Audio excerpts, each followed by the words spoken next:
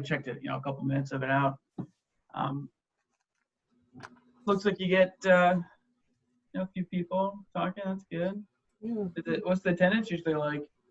Well, it varies. 3 to 6. Maybe usually around 4-ish or so. I got an email from a couple folks who can't make it today. Emma, do you know Emma Campbell? I think I've been in a meeting with her and met her maybe once or twice, but I haven't worked with her, no. Welcome, Sarah. Good morning. Sarah, this is Cliff. Hey, how's it going? As you can see by his name. Good. How are you? Doing all right. How are you? Good. Sarah is one of the reasons we're having these meetings, which started around Earth Day, and yeah, just people have decided that they like sort of the free range conversation. And Sarah, I've been working with Cliff on some interesting projects that relate to some of the things you're interested in. Okay. Looking at a green infrastructure audit for the township, and hoping to proceed with that in the next couple of weeks. It'd be nice to get started on that. Just looking at where are the barriers to green infrastructure and things that we can do to enhance it. Maybe you can describe it better than I can, Cliff. But yeah, so there's this tool that was created by the Wisconsin Sea Grant. It's called the Green Infrastructure Audit Tool. And basically, like Leroy said, you're using this tool to go through your code and zoning ordinances to identify any codified barriers to green infrastructure. And so that might look like language that says a driveway must be 6 inches of asphalt or concrete, which is explicitly prohibiting permeable pavement, or at least is missing the opportunity to educate someone as that, as that as an option that they can use. Other things would be like the green fencing, like tree walls around a commercial property, just changing language that says that, landscaping requirements could be modified to function as stormwater controls upon approval by the township engineer, just to give some wiggle room to developers to not have to explicitly follow landscaping requirements if they have a better idea that would, beautify the space, but also has some sort of stormwater control function. So yeah, we're just going to review the codes and ordinances and try to identify any barriers like that and make recommendations to address them. Wow, that's cool. What did you call it? Wisconsin what grant? Wisconsin Sea Grant. The Sea Grant is, I guess I don't even know how they're functioning, but it's like a office under a bunch of different like Great Lakes universities. We have one, Michigan Sea Grant here, but they worked with a planning consulting firm, I think in Vermont, but the owner of that is a professor of planning at UC Davis, and that she was kind of like their point person to help create this. Like she was their planner perspective. But yeah, so it's called the Green Infrastructure Audit Toolkit, I believe is the name. I can send out a link with the actual document, but it's it's really well done, and it's just like a checklist that you go through and work. It's a workbook. Okay. Let's get to it right now. Yeah. It is looking at it, it looks a little daunting, and but before we launch too far in, welcome Bill and Elaine. Hi. And Elaine is one of the core members of our green team, helping organize recycling events, and Bill is on our planning commission and our environmental commission. In fact, he's on every Meridian Township commission. Some of them I'm on twice. So he's been a real advocate. Go ahead. I was going to say, I've heard that I need to speak with Bill. I just talked with Ruth Klein-Robach, and she said that she was sending you my way about some 319 stuff at the Tacoma Hills, Tacoma neighborhood. So Glad to see you this morning. Nice to meet you. I don't know if we've met before. Elaine is also in the Tacoma Hills neighborhood, Oh, cool. Oh, did you say Tacoma Hills? Oh, and Sarah's the president of her neighborhood. So, Cool. yeah. So, and Cliff works at Tri-County Regional Planning Commission, which some of you might know, and he works more regionally and has been really helpful with our green map that kind of inspired that concept that we're still working on, the green infrastructure map, which Home TV tells me they have a version in the works for us to review fairly soon. So anywho, it's a free, whatever people want to talk about. So thanks for everyone for joining in. I got my coffee, so I'm all set. Oh, good. Anybody have any hot items that they'd like That was to? 3 hours ago for me. Oh, I was just gonna say I sent that link to that toolkit in the chat box. So you Thank you. can check that out. oh, very cool. So we were working with the city of Lansing in their health services department to do an audit there. It was being led by Teresa at the Michigan Environmental Action Council. They applied for a grant to do it, a mini grant through the Great Lakes Commission, and that didn't go through, but they still set her up with a mentor in that program who has done something similar. So it was like a regional planning commission in the Finger Lakes region of New York, upstate New York. And we were making some pretty good progress, and it was kind of, we had to fit around their schedule because they were like proposing the new form-based code to their planning commission. They were like pretty far along in the process, so we kind of hit them a little late. But then COVID happened, and they all kind of stopped. So I don't know the current status of that, if Teresa had been working further, but so at least we have a little bit of initial feel for it. Some of those initial lessons will be helpful as we try to do something similar at the township, I think. And Laura and I have talked about some of that, like just deciding what the appetite is locally for, do you want to have everything to be A+, score A+ in every category and have to really disrupt your language, or are you happy with an A- that is you going to open up your code to more green infrastructure and just require minor tweaks? And the main difference is, like the layers of review. If there's any step in the way from a developer or a homeowner, like having to come to the township for permission, that is seen as a negative. This tool values more than anything like permission by right. It's just explicitly, that is the standard, operating with the green infrastructure as your focus point. But it takes a lot more aggressive reworking of language to make that happen, where you can get 80 to 90% of gains by just adding, a small little thing about or green infrastructure or alternative uses are appropriate with approval by township engineer, and that's enough to open things up. But that layer of approval is what would make you score less. So that was probably the most beneficial lesson out of the short exercise that we've had at Lansing, is just realizing that it's up to the community members to decide, and like the environmental commission and the planning commission to determine what, from the onset, what they want as their outcome, how aggressive they want to be, and how much time they have to invest in something like this. Because you can go all out, or you can just make it a little better, or a little bit of effort for a lot of gain, but it won't be perfect.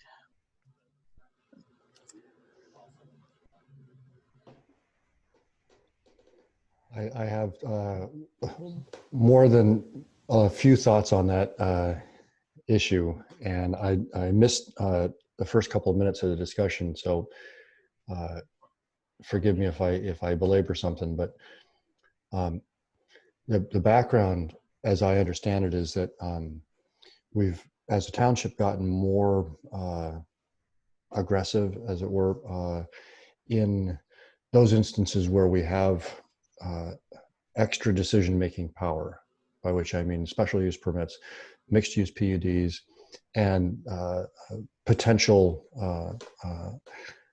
areas, overlays from the form-based code discussion. And in those places, we have been more progressive in thinking about trying to get applicants to do more than the bare minimum, because we have those opportunities to provide the incentives to do that. So there's going to be a lot more friction, right, when we start getting into use by right and restricting what people can and can't do in those areas.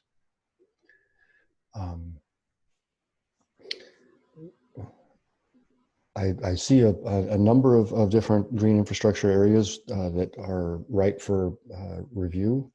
The one I've been focusing on mostly recently is stormwater. And what I'm finding is that the planning department has a very strong inclination to defer to the drain commissioner on all things stormwater, and that's it. So that's kind of the bureaucratic challenge, as I see it at the moment, is to entice the planning department to be a little bit more proactive. But I do think that we have an opportunity with the elections that are going on now, because our trustee candidates are staking strong environmental credentials. And I've talked with several of them about rethinking the way the township is approaching stormwater and trying to enact what we set out in our climate sustainability plan about anticipating changes in climate. So I'm hopeful. That's good. Yeah, it's you have a different situation than a lot of communities because of your MS4. You know, your MS4 is limited to your township properties, and you know, so you're only, you don't have a post-construction standard or you know, something that your developers aren't. I'm just trying to say you're right. Like, you're gonna have to hit with those unique, you know, special use permits. Like, you're not like East Lansing, who, you know, all these developers, they're just following their post-construction guidelines because they are the ones who, you know, the city is the one who has jurisdiction there. You know, your post-construction manual just covers your town, like any building on your township properties. So you're right, you have to be a little unique and creative there. Can you go back a second, remind us MS4? Oh, sorry. So municipal separate storm sewer system. So that's what my main function at Tri-County is. I'm the coordinator of the Greater Lansing Regional Committee for Stormwater Management, long name, call it the GLRC. So 17 MS4 communities, which means that they're communities in the urbanized zone who must apply and receive permits from EGLE in order to discharge their stormwater into waters of the state. And so there are 6 measures that they have to adhere to remain in compliance. And one of those is post-construction is the name of the category, which would dictate, you know, let's say you have this green plot of land, natural plot of land. There's standards that limit or that dictate what that end, like the hydrology of like the end product of development would do. So you can't just pave over something completely, and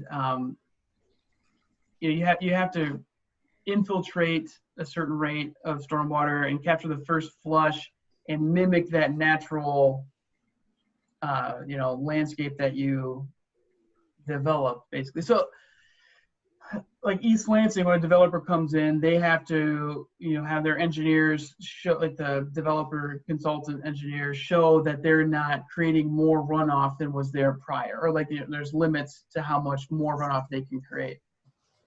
And so the city has an opportunity to review that and have a little bit more say in how that is done. A lot of times space limitations limit the ability to do green infrastructure, because in an urban area, you're trying to maximize the usage of a plot. And so a large rain garden that would be needed to infiltrate the amount of volume that is going to be generated off some new development may not be feasible. So instead they would use an underground swirl concentrator or something more mechanical rather than a green infrastructure solution. But they have that opportunity with development coming into their property or their jurisdiction. If it's over a certain size, over an acre, there's that like point of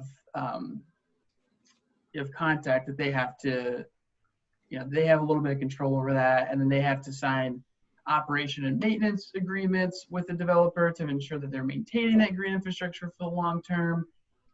But their MS4 is broader than the township. Most of the townships, they only have jurisdiction over their actual township-owned properties. So the township, your storm drains in your streets are all managed by the drain commissioner. East Lansing, they manage some of their own. So that's where the distinction is there. Gotcha. So you have much smaller, less requirements, but also means you have less opportunity to kind of, inject yourself into that process. Okay. Yeah, that makes sense. I mean, my skimming of the ordinance tells me that of Meridian's ordinance tells me that we mainly regulate that through a maximum impervious threshold. Yeah. And once we do that, because we have control over the site plan review, whatever they build in terms of detention, retention, drains, whatever, we're going to hand that off. Mm-hmm. And I guess a question for you is, do you see the drain commissioner being open to, I mean, it feels to me like the main sticking point in all this is that we have this FEMA 100-year flood kind of map, which is always open to revision in a particular project or area, but that we still have this kind of belief that the 100-year flood is a useful measure. And it seems to become less and less useful as the climate changes. And the question is, without going back and revising the map in little tiny increments, is there some other approach that we can take that doesn't require moving federal bureaucracy?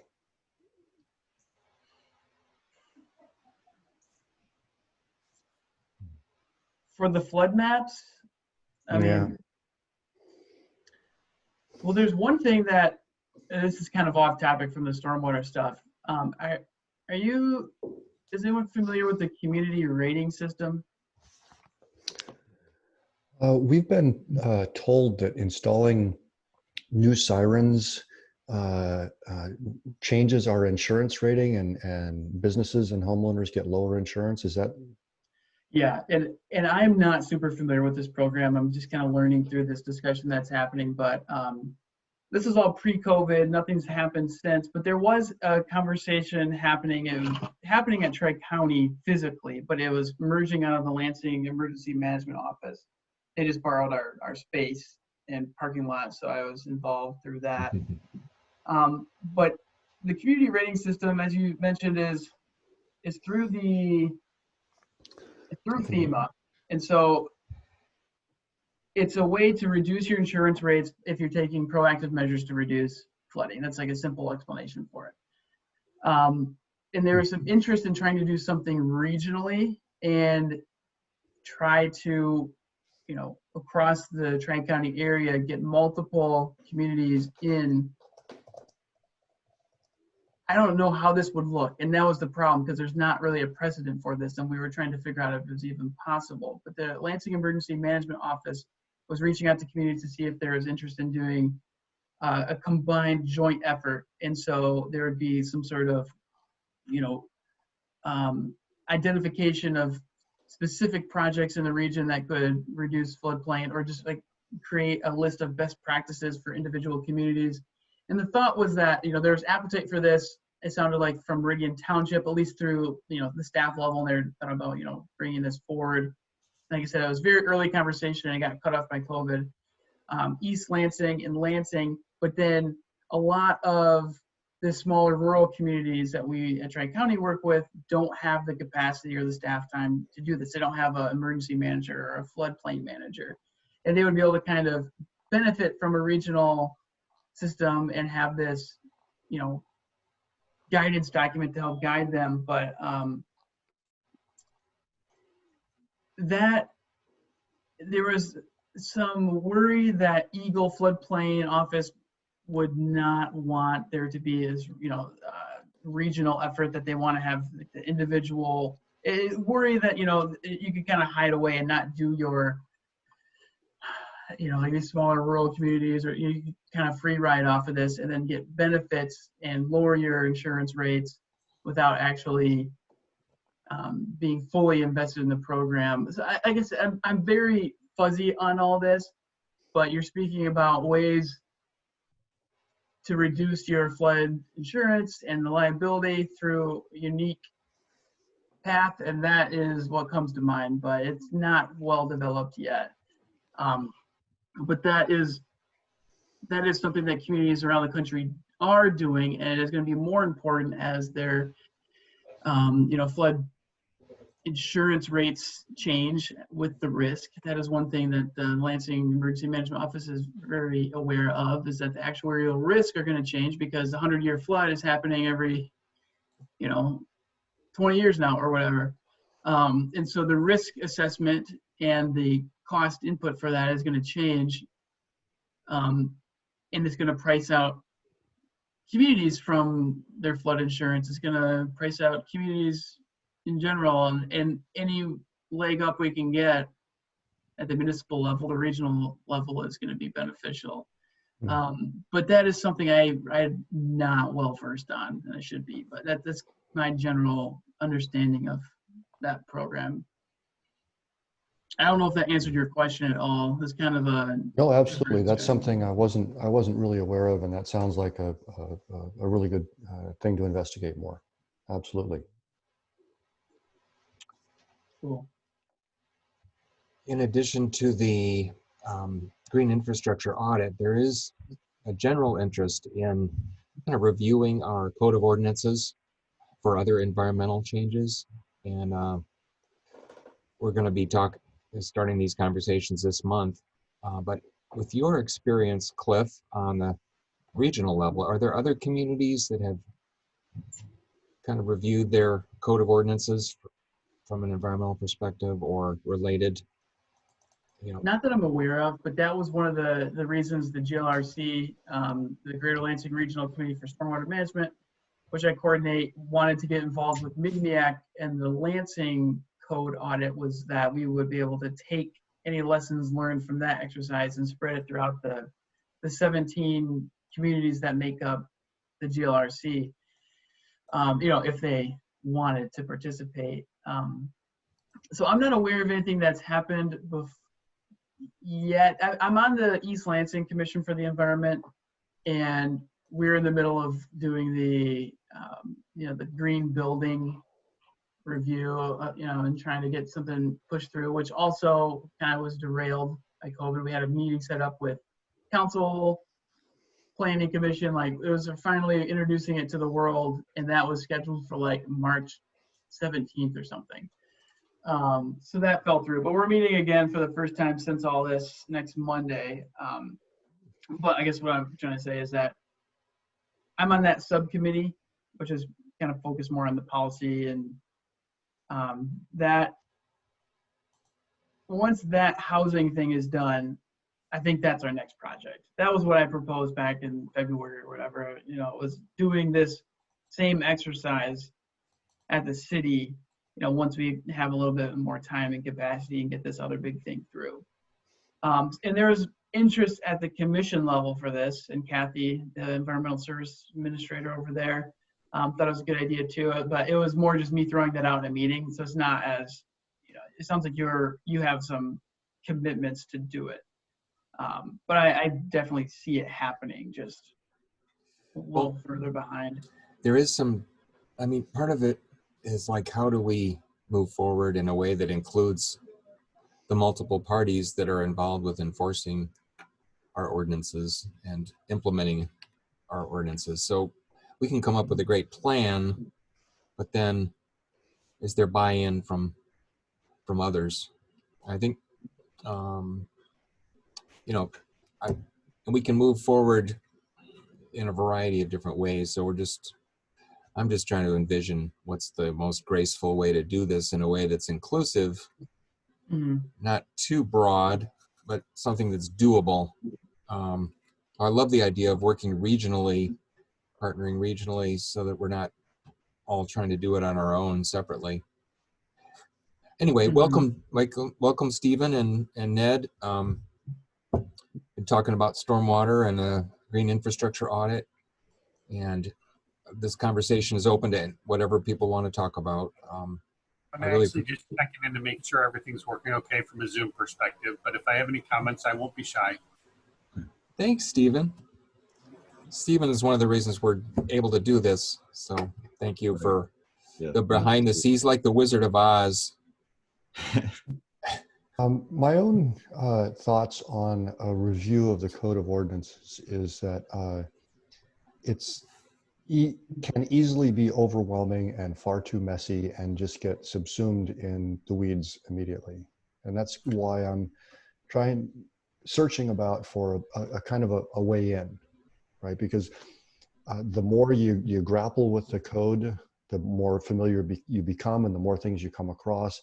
But trying to do an overall, and I haven't looked at the tool closely yet, but it feels potentially overwhelming. Is there a chance I can share my screen? Certainly. You should be able to do that now. So this is from a recent application to build a senior citizen center at the end of Hannah Boulevard, the road that goes past the MAC and all that. So you got the lodges of East Lansing and the Hannah Lofts and such. And one of the residents put this flood rate map into some public comment submitted to the Planning Commission. And what he's illustrating here is that they're planning to put senior citizens, stack them 3 stories high on this little island in the middle of a floodplain inside that red polygon. And it seems like a kind of a crazy idea if you were to come at this from a blank slate, right? You say, okay, we're going to take a bunch of senior citizens and we're going to stick them into this this spot right here. That would never seem like a reasonable thing. Now, if you own that property for decades and you'd always plan to develop it, maybe it makes a little bit more sense.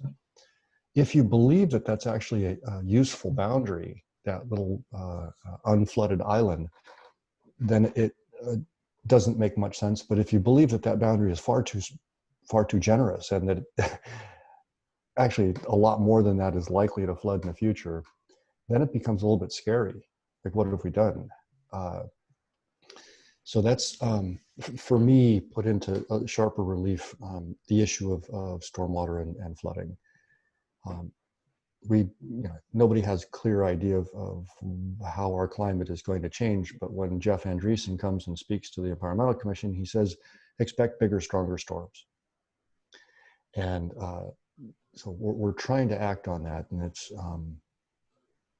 that's one point of entry into a code review that I think will resonate. We have the climate sustainability plan that says we should be more proactive in this. The board has adopted that. Although it doesn't have any enforcement, it is a statement of purpose that gives us a a reason and a justification for diving into that issue. Bill, would you be willing, not to put you on the spot, but you seem to be able to get around the code of ordinances better than most people. That would you be willing to be involved with that initial review with Cliff and I, and anyone else who wants to join in?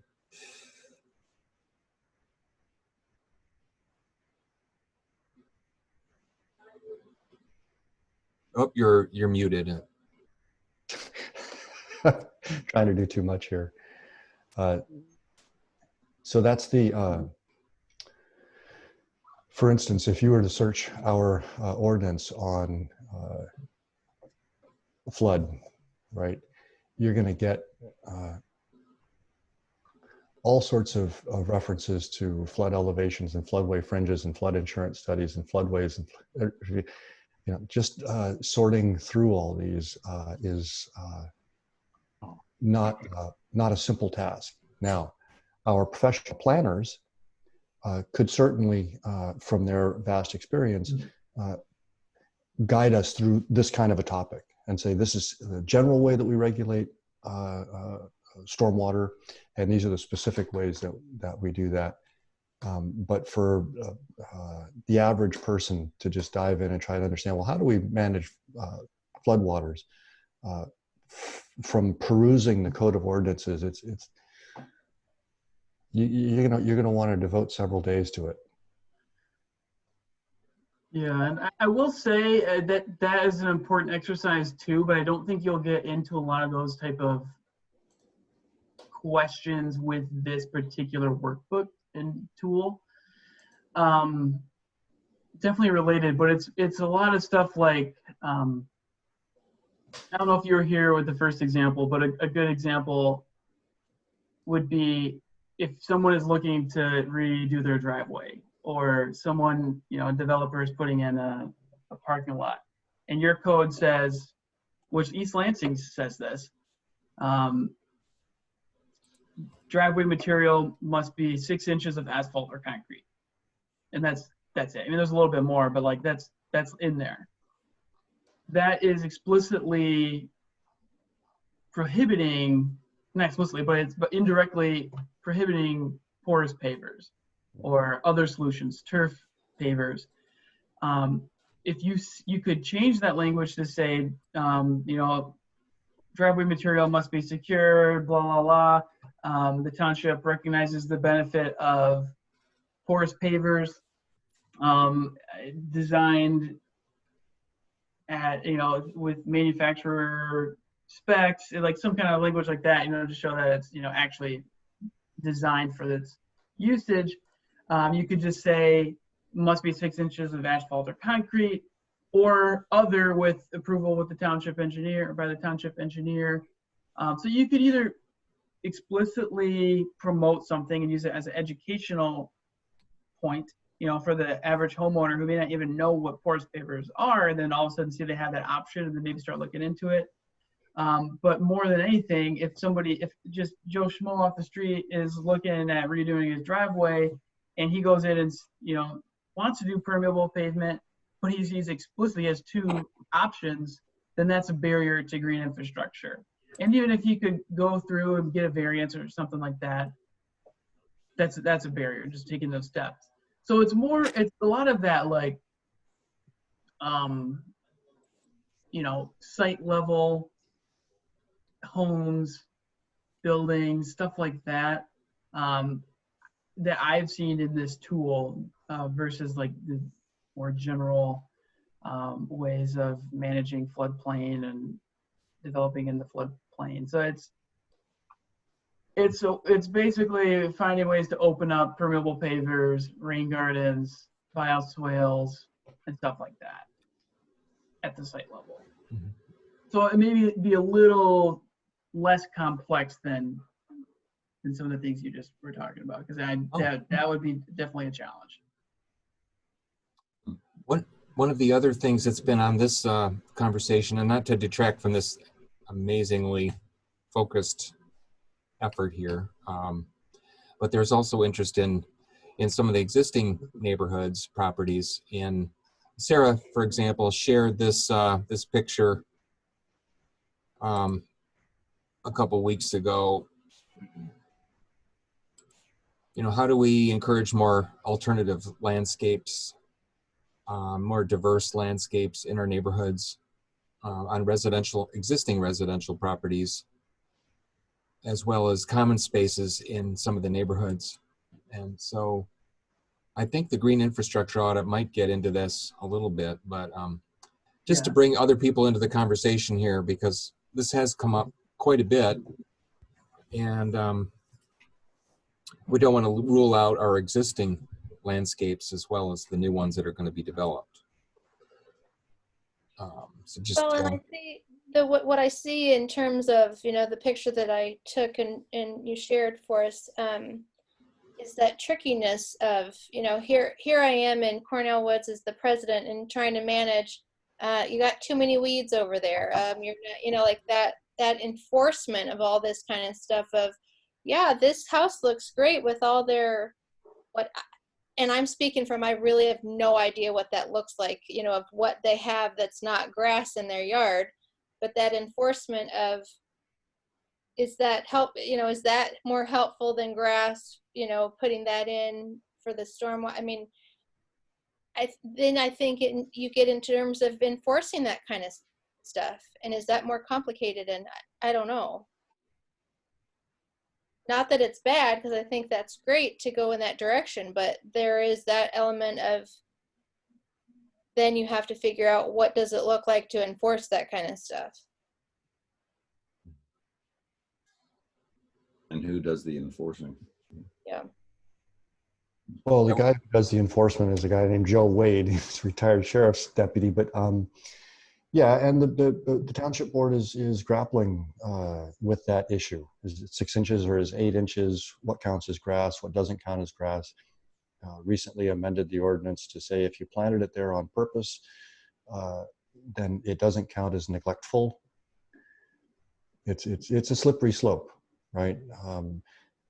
Really going after people who tried to started out growing a lawn and then just didn't keep up with it, as opposed to a rain garden that might look like a lawn that didn't get kept up with. And then what's purposeful, and you know, that is tricky. Well, and everybody's got a different perspective of what that is, because then we go out to the roundabout and Emma's teaching us, you know, weed is whatever the terminology for what a weed is, you know, it's only what you don't want in your yard. Well, someone might want it and somebody else might not. So then how do you enforce that? And it turns out that for the most part, enforcement only happens, as far as I know. There may be isolated cases of a neighbor narking on a neighbor because they don't like their rain garden, but I think most of the overwhelming is a vacant site, right? That's there, or a neglected site. And at that point, you know, the owner is notified legally, and if they don't comply, then the township sends out a mowing crew and they mow it. They send them a bill. If they don't pay the bill, they put it on their tax bill. So it's just really intended to get at obviously neglected properties where there could be you know, rodent infestation or whatever it is that people are concerned about.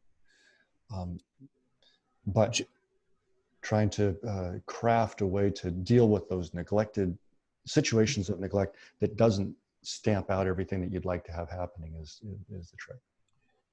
At the last township board meeting, the trustees did express an interest in integrating some of the wording that we had suggested. I think Bill came up with some of that.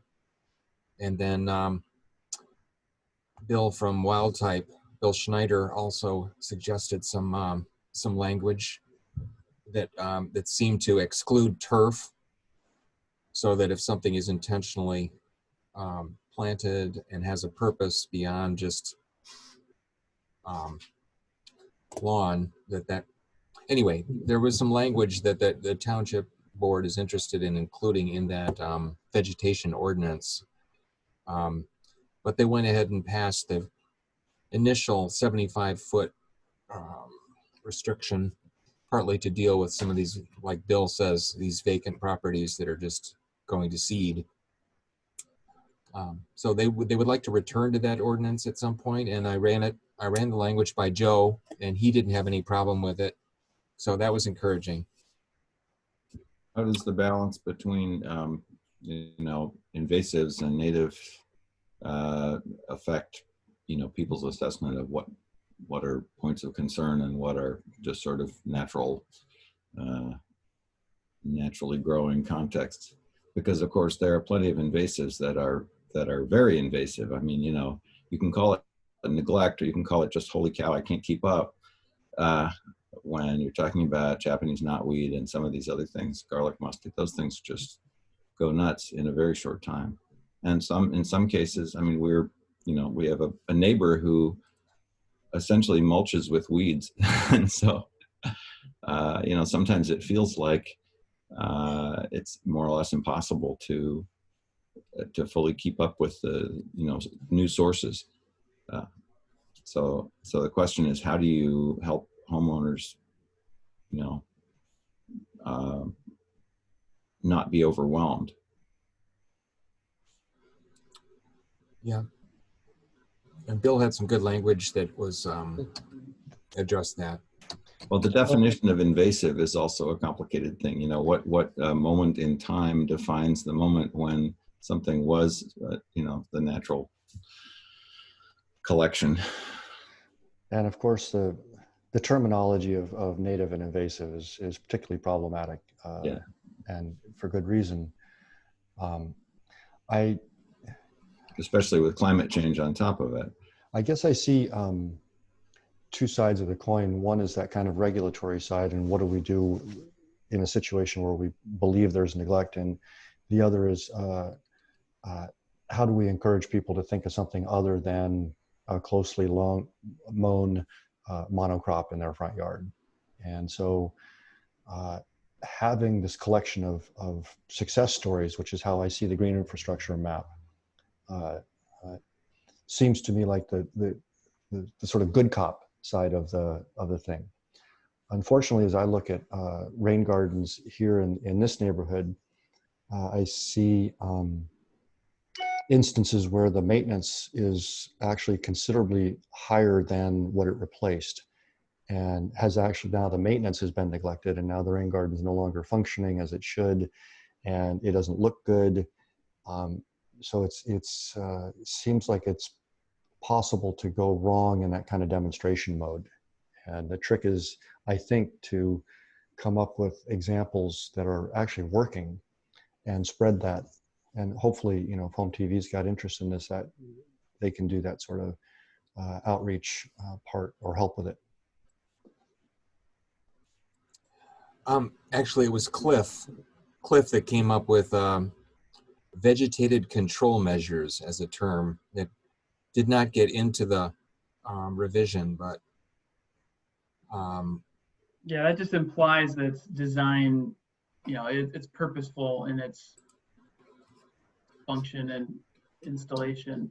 The only thing is, if I always come from everything from stormwater because that's my job, but then that wouldn't capture pollinators, and say that you want to plant tall wildflowers and grasses and stuff like that for pollinators, and you're not explicitly designing it for stormwater infiltration. So that might not capture everything, but I think at least kind of that language would give you an out,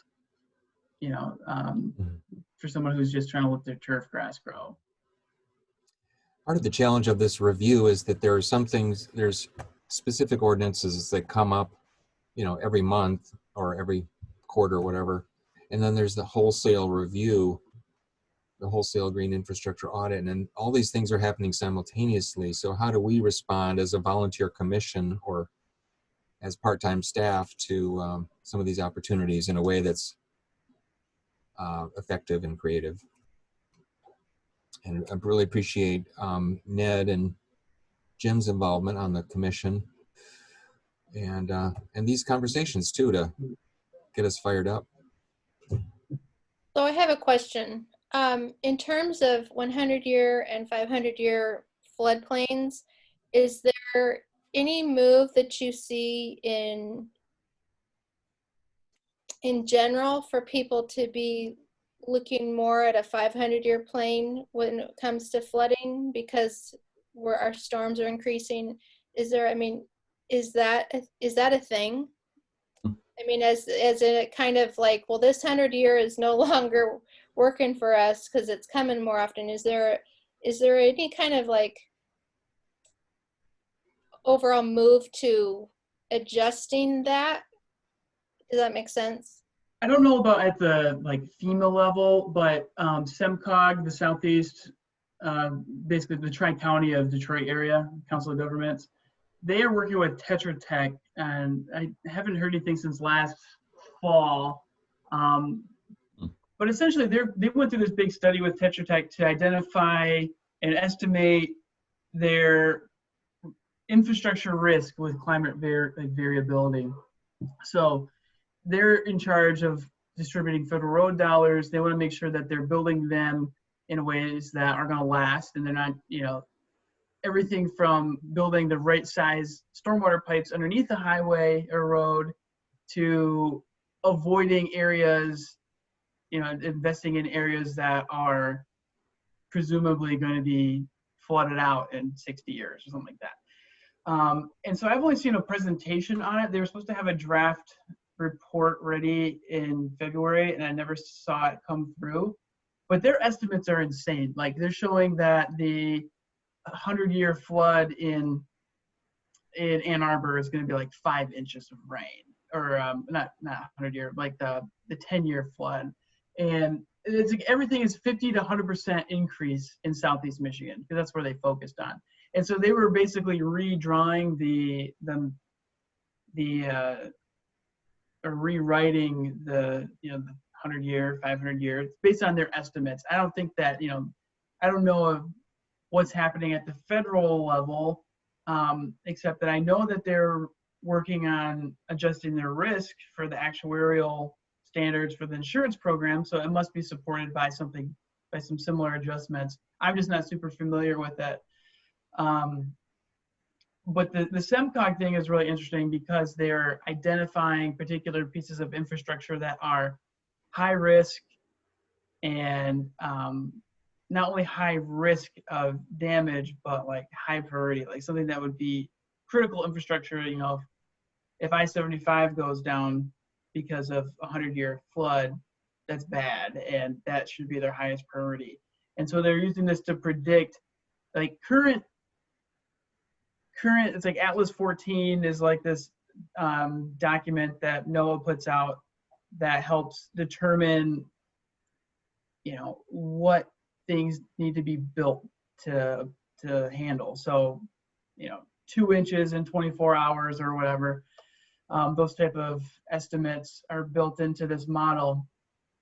SEMCOG's trying to get ahead of that and estimate the new risk, and so they can build the pipes necessary, because they're not going to rebuild the pipes in 20 years. They need to last another 80 years because our infrastructure is already 80 plus years old. If we're building for another 80 to 100 years, we need to be building to to match the increase in precipitation that we're going to see at the end of the century. So there's stuff like that going on for sure. It's just I can't really point you to a document or anything yet, but those conversations are happening regionally, statewide, and presumably at the federal level through the flood insurance program. But I think Rhonda Oberlin, she's the emergency management officer or like director at City of Lansing. She's the point of contact for flooding. I know a little bit just from being around and being in meetings, but she is super knowledgeable about all this stuff and like the flood map concerns that Bill was talking about. And she's like so into regionalism, like she's so happy to help and teach. And so she may be somebody that like the Environmental Commission would be interested in talking to, just for a little bit more background and some of that stuff, because I'm aware of it, but I'm not well versed like she is. And what department? She's the director of the Lansing Emergency Management Office. So they Yeah, do everything from just should emergency have response, but what's that? We should have an environmental commission presentation from her. That would be really interesting. Yeah, she's done one to the GLRC, and they're working on this like stormwater smart community thing. She's the driving force behind trying to get something done regionally through the community rating system. Yeah, she's a good person to know and to learn from. I have a couple of really elementary questions which show incredible ignorance. But so one of the things that amazed me when I got involved with the Environmental Commission was realizing just how much of a patchwork jurisdictions are. So, you can within sort of a 20-foot distance, you can cross the boundaries of the jurisdiction of the Drain Commissioner, DOT, the township, the county, etc. And how those kinds of jurisdictional boundaries intersect with decisions that, I mean, water doesn't care where the lines are drawn. And so I was just wondering, how do we sort of integrate, come up with or ensure an integrated response that recognizes that the insignificance of those jurisdictional boundaries when it comes to things like flooding. And the other question I had was, I certainly, I'm not like Bill, a kayaker on the Red Cedar, for example, but I'm aware, I sort of on Facebook pages and things like that, where, there's a lot of talk about people just needing to go out and, yank the logs out of the red cedar and things like that. So how much of this stormwater management discussion goes all the way to the, the waterways that are ultimately have to handle the drainage in the sense of investing in clearing them and so forth. So that was the second question. There was a third question, but I've already overloaded my brain. Is that for me? I can take it. Or anybody. Well, I think for you're right. Watersheds don't know political boundaries, and I think our greatest asset in this region is the group that I'm involved with. Not trying to make a plug. It was here well before me, but the GLRC is made up of 17 different communities who are all trying to meet regulatory compliance under the stormwater program, and so we work together on everything that is like, there's different land use amongst jurisdictions. There's different structures. The township is so different with their permitted regulatory stormwater program, as compared to a city or drain office or even MSU, who's a member, Lansing School District, Waverly Schools. We have 17 different communities, road commissions. But it's one angle where we can cooperate on anything possible. So we have a joint public education plan where we're maximizing our resources by pooling them regionally, and then that creates a more effective message because it's consistent throughout the whole Tri-County area, or more specifically the urbanized area, which is the regulated zone. We cooperate on the development of post-construction design manuals, which are tools for developers and city engineers to use to help calculate how, you have to calculate, you have to capture or infiltrate the first flush, which is the first inch of runoff off a site. And so we have tools that everyone in the region can use to help calculate that, to help them along with their, site planning processes. Their good housekeeping manuals, which refers to how you keep your facilities, your salt storage, your maintenance garages. We've coordinated on ordinances, so like all those pet waste ordinances, all that stuff, and a lot of land use ordinances came out of the early days of the GLRC. So that group started in 1999 in response to new rules coming down from EPA under the Clean Water Act, phase 2 of their stormwater program. And the communities organically came together. They met at like Delta Township Library to start figuring out a way to do this stuff as a region. And they hired Tetra Tech to kind of create a model for them. And it's evolved over time, but that has what resulted in my position and this group. So there is I realize that there's a lot of people at municipal level, even leadership, don't realize what the GLRC is, but the people on the ground who are managing it, like Giannis is super involved. He was the chair a few years ago. Giannis, your chief engineer at the township. The people on the ground doing this stuff are leaning very heavily on the group. I was just at Meridian Township 2 weeks ago assisting with the Eagle audit. Eagle came in to assess your program. You guys did very well. I was not surprised, but I was surprised at how enthusiastic Eagle was about how well you did. I expected like, oh, you guys did all right. But she was like very pleased. Was there a report? There's supposed to be one coming out. They just send the compliance communication. It just says like they identified a couple issues, nothing's like that big of a deal, and they give you a month or so to respond and say like, we are going to address this way. So Giannis may already have that. Usually it's 10 days or so. It's July 1st. So yeah, he may have it. I haven't seen it. What sorts of issues does that audit cover? Well, it covers, so to back up really far, the MS4 program, the Municipal Separate Storm Sewer System program, requires communities to meet 6 minimum measures is what they refer to it as. One of them is public participation, which means you're involving the public in your stormwater management strategy.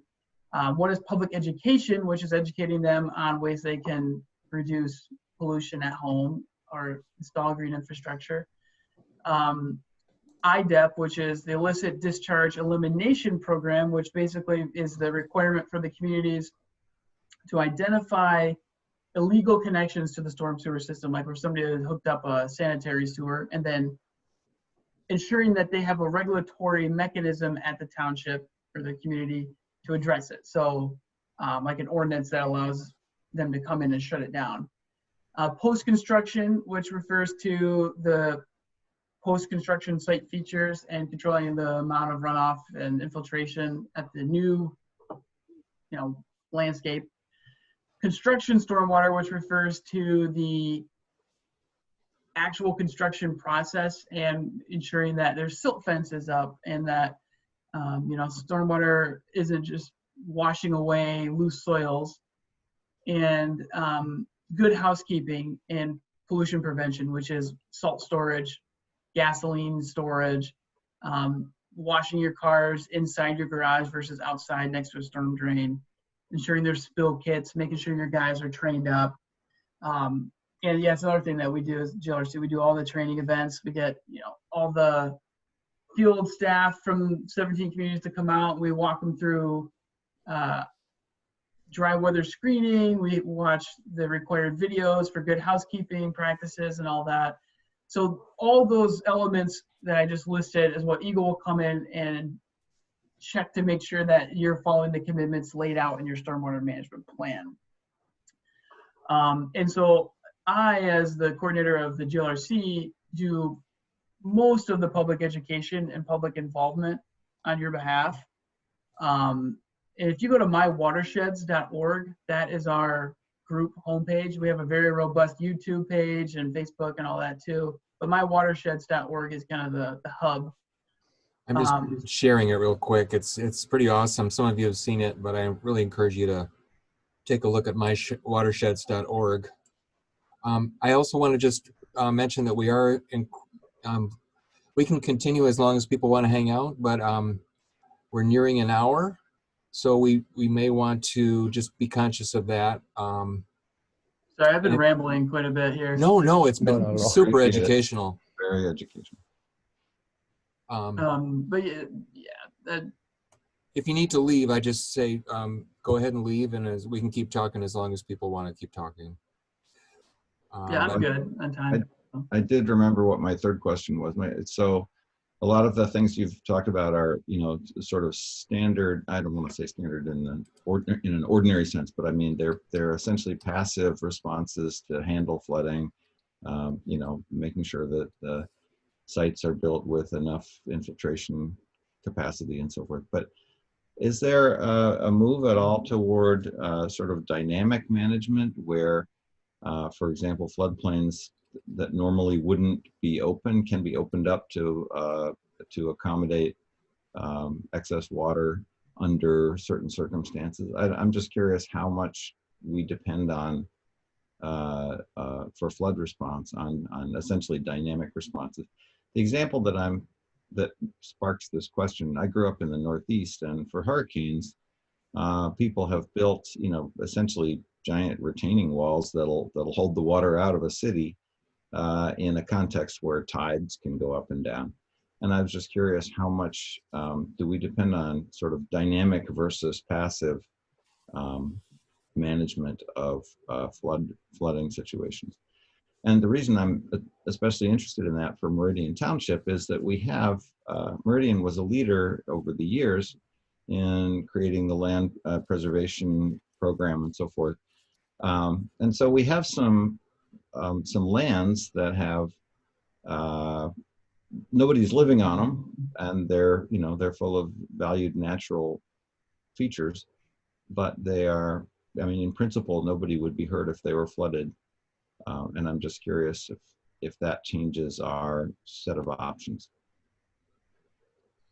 That's a hard one for me to speak on. And I wish I knew more. That would be a really good Rhonda question. And I guess it's mainly because there is a distinction, like, you know, as a guy who cares about the watershed, you know, I know it's all connected, but the majority of stuff that we're doing as a region, you know, through the GLRC, and like 99% of my job is through a federal regulatory program, and it's distinct from flooding. It's about municipal discharge, and so it doesn't touch on these broader, more watershed wide, or like, you know, it's just not something that's part of that program. And I really don't feel equipped to answer that. Like, I know the city, you know, they're working on some buybacks, the city of Lansing working on some buybacks in like the Urbandale neighborhood and some of those riverfront communities on the Red Cedar, in order to have a floodplain that they can allow to flood out. Right. Versus flooding, like these, they're, you know, red tagged or whatever they call them, to where if someone's going to move, the city buys it up, they've bought up a ton of them, knock it down, and that just becomes floodplain.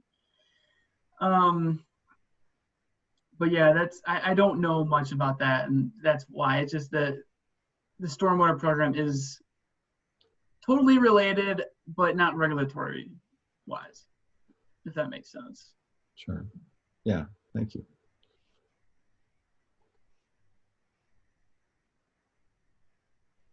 You're muted there, Leroy. I see you talking. This has been really fascinating. Thank you for tuning in, Clip, and I'm hoping we can maybe have a similar type of a, I don't know if this is the way to meet to begin our green infrastructure audit or review, but this might be more accessible to some folks. Also supposed to be setting up a meeting with the planning department fairly soon to find out when, you know, when they can tune in and what kind of comments that they have, and maybe the green infrastructure audit is the best way to engage them in the next steps. If a good next step might be to reach out to Giannis and ask that when he does have a copy of the Eagle report, that we could share, he could share that, and we can kind of educate ourselves about what Eagle is already looking at in terms of township practices, so that we're not retreading any of that ground. Mm-hmm. And Brandy, she just, the communications coordinator over there, she just put together a new stormwater website to the township level. Yeah, it was, there's some requirements under the stormwater program that needed to be addressed. And so I worked with her and got that straightened around last month. And so you can review, I don't know if you guys are familiar with the township stormwater management plan, but there's a section under there now. If you go to like the public, I'll just look it up. I'll just link to it. Yeah, here. I think I got it. Is it this one?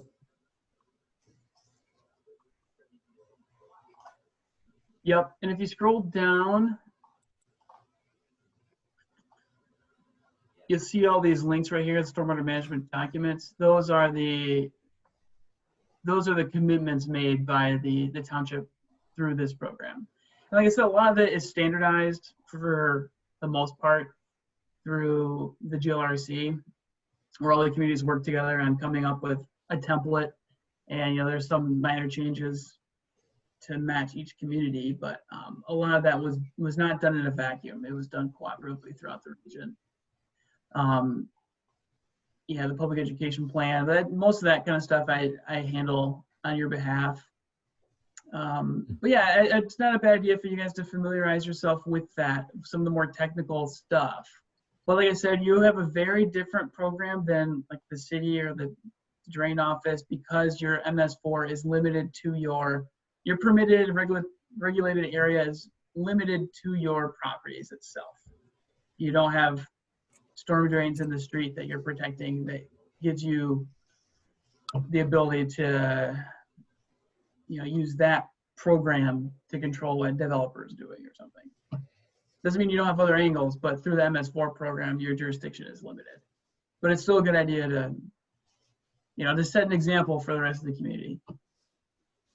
You know, if you guys are building a new township hall someday, you would be bound to these rules. And that's what your documents are referring to is. And those rules would then apply to all of the land preserves that Ned was just talking about. And those tend to be undeveloped, so we don't tend to think about stormwater issues. But on the other hand, we're also exploring some wetland restoration, because some of these are former farm sites, and we believe that they were drained. So the notion of disabling those drains and seeing if we can recreate wetland conditions is being explored. But we have, you know, Leroy, how many parks and preserves? Emma has cited that a few times, but it's more than 100. It's close to a couple thousand acres. Yeah. Between the two.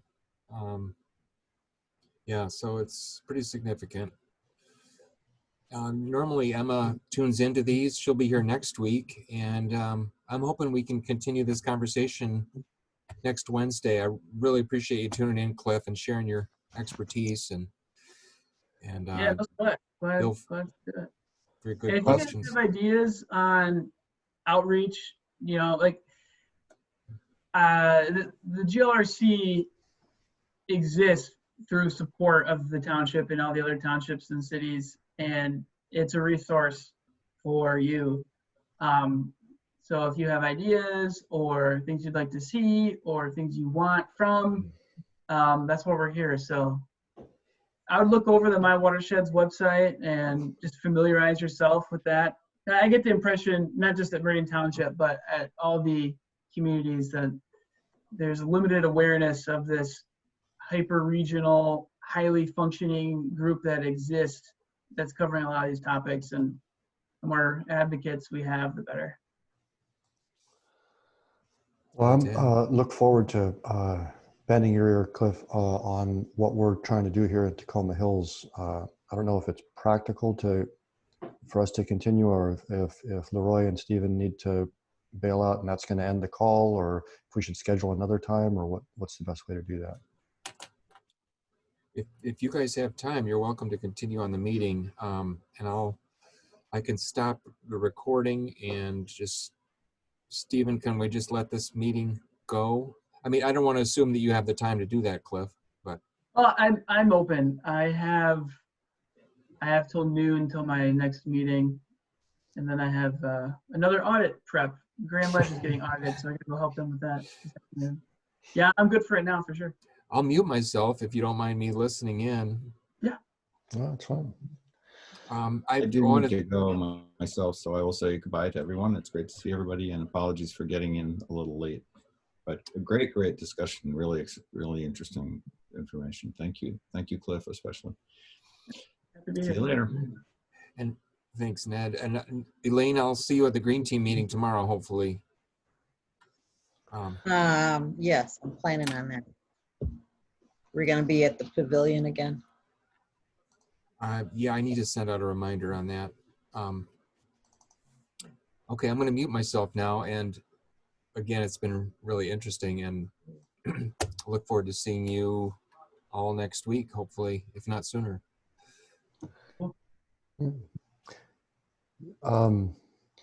So would it make sense for me to give an hour-and-a-half lecture on, no, to give a little overview of what it is